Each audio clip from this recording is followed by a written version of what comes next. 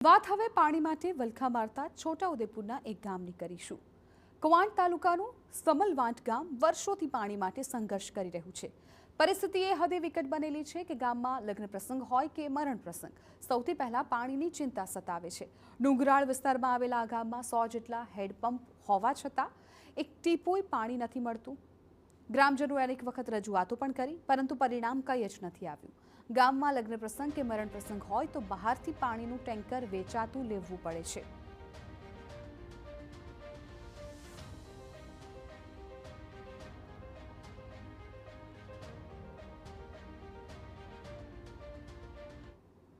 યોજના હેઠળ જે ગામમાં આવે છે સંપ સુધીમાં, તો એમાં પાણી એટલું બધું ઓછું આવે, એ પાણી આખા ગામમાં પૂરું પડતું નથી। અને આખા 5 ફળિયા છે, એમાં દર વખતે ચાલુ કરવા જઈએ તો એમાં એક ફળિયાનો વારો પૂરો થાય તો એમાં પાણી પૂરું જ નથી પડતું। એટલે નર્મદા અમારે 12 થી 13 કિલોમીટર નજીક હોવા છતાં પણ જો અમને પાણી માટે વલખા મારવો પડે તો ગંભીર બાબત કહેવાય। અમારે લગ્ન પ્રસંગ હોય તો પણ અને પાણી માટે વલખા મારવાનો હોય, અને મરણ હોય તો પણ પાણી માટે વલખા મારવાનો હોય। પહેલું પાણી, પછી ગમે તે કામ હોય। પછી લગ્ન પ્રસંગમાં હજુ અમે આગળથી થોડુંક સેટિંગ કરીએ કહેવાય કે ટેન્કર પંચાયતના છે, કોઈના પ્રાઇવેટ બોરેથી લાવીએ કહેવાય।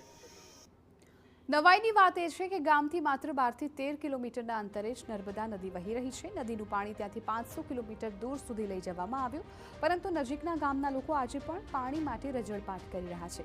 મહિલાઓનું કહેવું છે કે પોતાના પરિવાર માટે તો પાણી લાવી લઈએ છીએ, પરંતુ અબોલ પશુઓ માટે પાણી ક્યાંથી લાવવું તે સૌથી મોટી ચિંતા છે।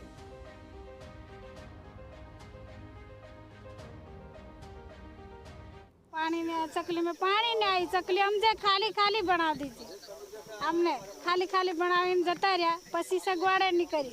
पानी आवे के नहीं आवतुं के कोई सगवड़ करता नहीं। कुआं पती जाए तो बीजा दूर थू मंगाड़ो, बीजा गाम थू। बहुत तकलीफ पड़े अमारे पानी खेसीने लावानुं। समलवाट गाम में पानी की तकलीफ वधार छे, अने आमे सिवा गयडीना बहुत दुखावा थी जाए, पानी नहीं लवातुं। अने सकला करी आली, एम करी आली सरकार, तो सकला ने खाली खेरे खेरे बहार देता, तो पण पानी आवा जोईए ने खाली होबाना मूक्या सकला। एटले अमारे पानी की तकलीफ छे, बीजुं कई नहीं। तड़कानी अंदर ढोर माटे थोड़ू थोड़ू देगड़ो पीवाड़ देवानो, पछी शुं करवानुं।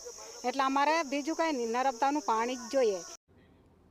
પાણીની સમસ્યા અંગે પાણી પુરવઠા અધિકારી ઉડાવ જવાબ આપ્યો કે ગામમાં નળ સે જળ યોજનાનું કામ પૂર્ણ કર્યું હતું, પરંતુ અન્ય કોઈ વિકાસ કાર્યને કારણે લાઇન તૂટી હશે, તેનું રિપોર્ટિંગ પંચાયતને કરવાનું હોય છે।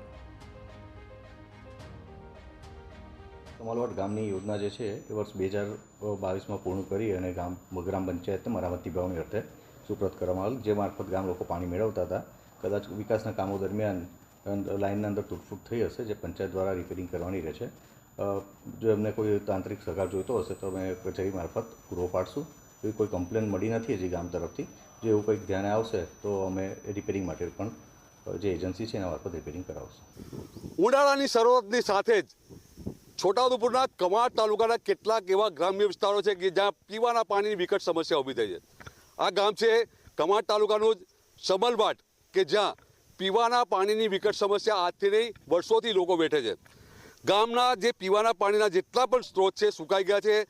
હેન્ડપંપ છે, હેન્ડપંપમાં પાણી રહ્યું નથી, કૂવા સુકાઈ ગયા છે, અને નજીકમાં આવેલું આપ જોઈ શકો છો કે કોતર, એ કોતરમાં પણ પાણી રહ્યું નથી। આજે ગામની અંદર નળ સે જળ યોજના પણ લાગુ કરવામાં આવી છે, ઘરે ઘરે નળ પણ લગાવવામાં આવે છે, પરંતુ ફક્ત કહી શકાય કે કાગળ પર આજે પણ નળની અંદર પાણી નથી। અને જેને લઈને આજે ડુંગર વિસ્તાર છે, અને ડુંગર વિસ્તારની અંદર પાણીની શોધની અંદર મહિલાઓ દર ભટકી રહી છે। ઉનાળાનો સમય છે, ધમધોકતો તાપ છે, અને બપોરના સમયની અંદર આપ જોઈ શકો છો કે ગામની બહાર આવેલો જે કૂવો છે એ કૂવાને પર આ જે મહિલાઓ છે જઈ રહી છે। ગામના લોકોએ વારંવાર તંત્રમાં રજૂઆત કરી છે, છતાં કોઈ નિકાલ આવતો નથી, અને આ જે મહિલાઓ છે એ મહિલાઓને દૂર સુધી પાણી માટે ભડકવું પડતું હોય છે।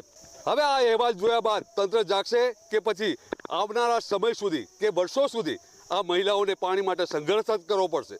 મકબૂલ મંસૂરી, TV9 છોટાઉદેપુર।